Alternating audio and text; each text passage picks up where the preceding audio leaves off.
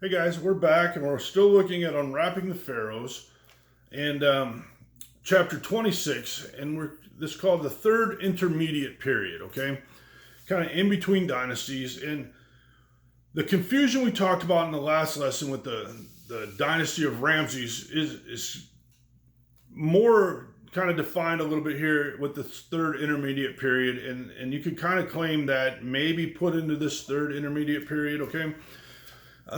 So ultimately, we're going to talk about some more confusion and some more questionable timelines through a history of this period. And this third intermediate period is known as the Dark Age, okay? And why is it called that? It's called the Dark Age because we basically are in the dark as to what happened during this period. There's very few records that are given, very few records that are found. Some dynasties did not exist as independent dynasties, and it just causes a lot of confusion over this period of dynasties and this timeline, okay? And so the book goes on and kind of tells you what the assumption is for this time period, okay?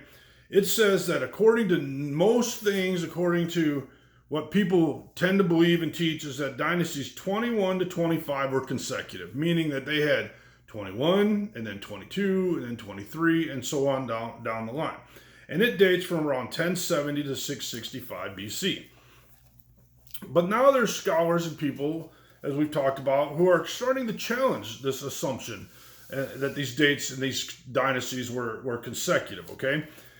Instead, they're saying, this is some of the stuff they're talking about, okay? They're saying that dynasties 22 and 23 were contemporary.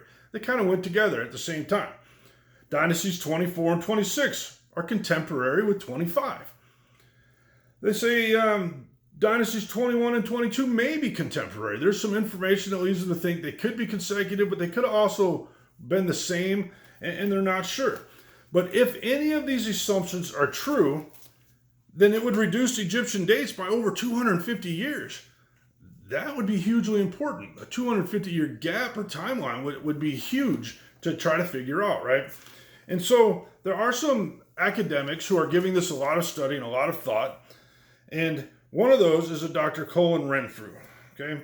And Renfrew says this in your book, okay?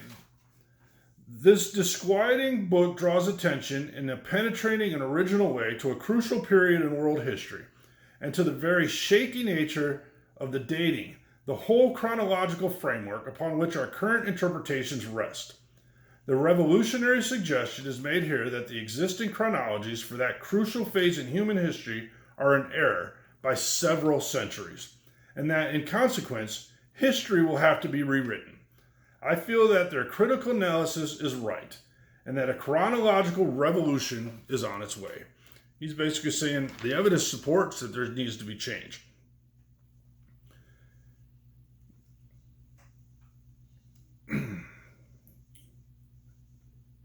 There's another academic, his name is Peter James, and he wrote the book Centuries of Darkness, okay? And this is what he says. Over the last century, chronology has provided the focus of some of the most protracted and troublesome debates in a wide variety of fields, from European prehistory to biblical archaeology. All these can now be seen as the product of a common cause: the misplaced faith in the immutability of the established framework. The resulting dark ages and all their ramifications really amount to a gigantic academic blunder. He's saying that time frame that they are stating as fact is a blunder. It's a mistake, and it affects everything else. Lastly, we have David Rawl, who we've already discussed several times. And, his book, The Test of Time, and he says this: Egyptologists have constructed a dating framework for the third intermediate period, which is artificially overextended. More recent research has led to the belief that fundamental mistakes in the currently accepted chronology were made in the formative years of ancient world studies. This book will demonstrate that all is not well with the conventional chronology. He's basically saying also there's a problem, okay? So we get into this third intermediate period. Again, it's called, the Dark Ages, the Dark Period, and it's referred to that Dark Ages or Dark Period of Egyptian history simply because we're in the dark to what really happened. We really don't know.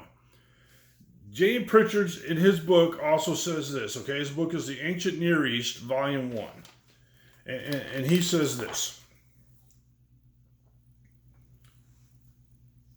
How unhistorical his large claims were is clear from a statement to the Pharaoh by the god Ammon. I have subjugated for thee the Asiatics of the armies of Mitanni. Mitanni as a nation had ceased to exist at least 4 centuries earlier. So how could he have caused something to happen that was 4 centuries earlier, right? And so it goes on. It talks about, Shishak wrapping mummies with bandages, and this whole, how if you adjust the timeline, it actually fits more into the biblical timeline. And it's something that I feel like in the studies that I've been doing for this, that over the next probably 10 years, there may be some drastic changes in the chronology of the Egyptian timeline, right? Lastly, let's finish with this. Because it talks about Shoshank and the founder of the 22nd dynasty. As the implications were obvious. Shoshank was the founder of Dynasty 22. Yet here were bandages made to wrap mummies from Dynasty 21. So Dynasty 22 must have come before Dynasty 21. Somebody couldn't count. It is not good enough to defensively suggest that the tomb was reopened later and the bandages inserted in the time of Shoshank. The tomb has only a narrow passage blocked by the mummies, and it is unlikely that anyone would have squeezed past the outer mummies to inter the later mummies. These examples highlight the serious problems with Egyptian chronology for this particular period and illustrates why clues from Assyrian and biblical chronologies are so important. Thanks.